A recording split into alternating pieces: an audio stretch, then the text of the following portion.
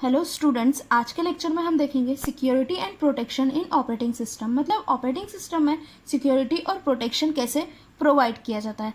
Protection and security requires that computer resources such as CPU, software, memory etcetera are protected. The system must be protected against unauthorised access, virus and worms etcetera. यहाँ पे क्या होता है, protection and security क्या करता है, जो भी हमारे सीपीयू है, सॉफ्टवेयर है, मेमोरी है, जो भी कंप्यूटर के रिसोर्सेज है, उन्हें अनऑथराइज्ड एक्सेस मतलब ऐसे यूजर्स जो नहीं जानते या जो नहीं यूज़ कर सकते हमारी फाइल्स और फोल्डर्स को, उनसे बचाने का कार्य प्लस वायरसेस और वॉर्म से बचाने का कार्य कौन करता है, सिक्योरिटी एंड प्रोटेक्शन फीचर जो ऑपरेटिंग सिस्टम द्वारा प्रोवाइड किया जाता है. अब ऑपरेटिंग सिस्टम में सिक्योरिटी एंड प्रोटेक्शन ये दोनों ही अलग अलग टर्म्स है और दोनों ही अलग अलग तरीके से यूज़ की जाती है. प्रोटेक्शन कैसे यूज़ किया जाता है, protection it deals with the internal threats. Threats मतलब खतरा, कोई भी बाहरी खतरा आना, ठीक है. तो इंटरनल थ्रेट्स मतलब जो अंदर की तरफ जो थ्रेट होते हैं, अंदर की तरफ जो खतरा आता है, उस खतरे से प्रोटेक्ट करने का कार्य कौन करता है, प्रोटेक्शन. और सिक्योरिटी क्या करती है, security it deals with the external threats मतलब जो बाहर की तरफ से थ्रेट्स आ रहे हैं, जो बाहर की तरफ से खतरा आ रहा है, उनसे बचाने का कार्य कौन करता है, सिक्योरिटी करता है. इसे हम एक एग्जाम्पल के थ्रू समझ सकते हैं. जैसे हमारे पास U1, U2, U3, U4, U5 ये सब क्या है, U5 तक इंटरनल यूजर्स हैं जो क्या कर रहे हैं, रिसोर्स R1 और R2 की रिक्वेस्ट कर रहे हैं या यूज़ करना चाहते हैं. अब यूज़र 1 और यूज़र 2 दोनों को रिसोर्स R1 अलोकेट हो गया, यूज़र 3, यूज़र 4 और यूज़र 5 इन तीनों को कौन सा रिसोर्स अलोकेट हो गया, R2 अलोकेट हो गया. अब जो यूज़र U3 है उसने क्या किया, वो R1 को यूज़ करने की कोशिश कर रहा है.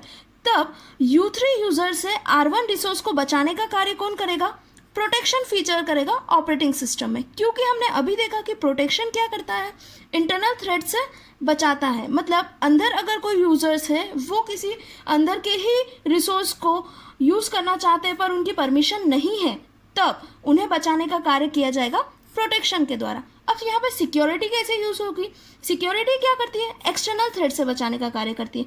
मतलब इन सभी यूजर्स के अलावा मान लो कोई और यूज़र आ गया या कोई और प्रोसेस आ गई जिसे हमने एक्स नाम दिया है, ठीक है. ये बाहर से आई इसलिए इसे क्या बोला है, एक्सटर्नल यूज़र. अब ये जो एक्स है ये रिसोर्स R1 और R2 दोनों को एक्सेस करने की कोशिश करेगा.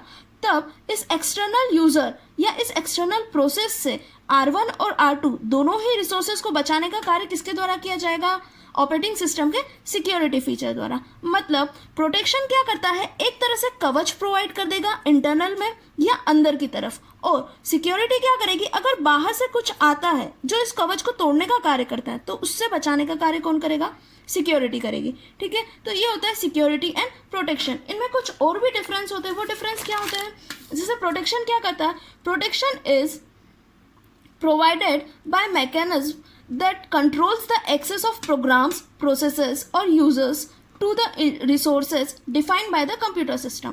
मतलब ऐसे कंप्यूटर सिस्टम के द्वारा डिफाइन किए गए रिसोर्सेज जो अनऑथराइज्ड यूजर से या जो बाहर वाले यूजर्स या अंदर वाले यूजर्स से ही रिसोर्सेज को बचाने का कार्य करेंगे, वो किसके अंदर आ जाएंगे, प्रोटेक्शन के अंदर. प्रोटेक्शन में जैसे बताया है कि हमने प्रीवियस एग्जांपल में देखा, जो U3 यूज़र था वो क्या कर रहा था, trying to access another resource, किसी और रिसोर्स को यूज़ करने की कोशिश कर रहा था. बट प्रोटेक्शन ने क्या किया था कि इंटरनल रिसोर्सेज और इंटरनल यूजर्स को ऑलरेडी रिसोर्स और जो भी उनकी रिक्वायरमेंट थी उनको फुलफिल करके अलग अलग रिसोर्स प्रोवाइड कर दिए थे. बट U3 ने क्या किया, अपने रिसोर्स को छोड़ के किसी अन्य रिसोर्स को यूज़ करने की कोशिश करी. तब उस रिसोर्स को बचाने का कार्य किसने किया, प्रोटेक्शन ने. ठीक है, अब सिक्योरिटी ने यहाँ पे क्या कार्य किया, security ensure the authentication of system users to protect the information stored in a system as well as the resources of the computer system. मतलब सिक्योरिटी क्या करती है, अनऑथराइज्ड जो यूजर्स हैं उनसे, यूजर अनऑथराइज यूजर्स हैं, सिस्टम के information को और सिस्टम के रिसोर्सेज को बचाने का कार्य कौन करेगा, सिक्योरिटी करेगा. अनऑथराइज यूजर यहाँ पे वो होंगे जो बाहर से आएंगे, जिन्हें परमिशन नहीं होगी किसी भी फाइल को, फोल्डर को, रिसोर्स को यूज़ करने की. तब उन्हें बचाने का कार्य किया जाएगा सिक्योरिटी फीचर द्वारा. जैसे हमने प्रीवियस एग्जाम्पल में ही देखा था, वहाँ पे एक्स क्या था, एक एक्सटर्नल यूज़र था, एक्सटर्नल प्रोसेस थी जो बाहर से आई थी, और वो क्या कर रही थी, जो इंटरनल रिसोर्सेज R1 और R2 है उन्हें यूज़ करने की कोशिश कर रही थी या उन्हें एक्सेस करने की कोशिश कर रही थी. तब उन रिसोर्सेज को बचाने का कार्य इस एक्स प्रोसेस से कौन करेगा? सिक्योरिटी करेगा। सिक्योरिटी कैसे कार्य करेगा?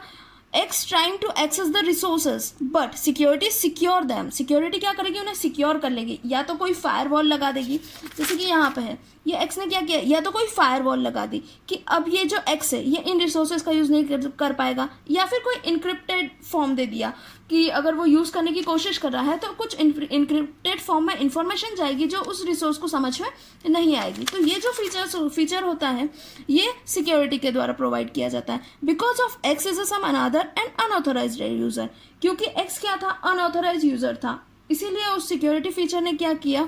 अनऑथोराइज एक्सेस से बचा लिया। यही होता है सिक्योरिटी एंड प्रोटेक्शन हमारे ऑपरेटिंग सिस्टम में। नेक्स्ट लेक्चर में हम इसे और डीप में पढ़ेंगे। Thank you.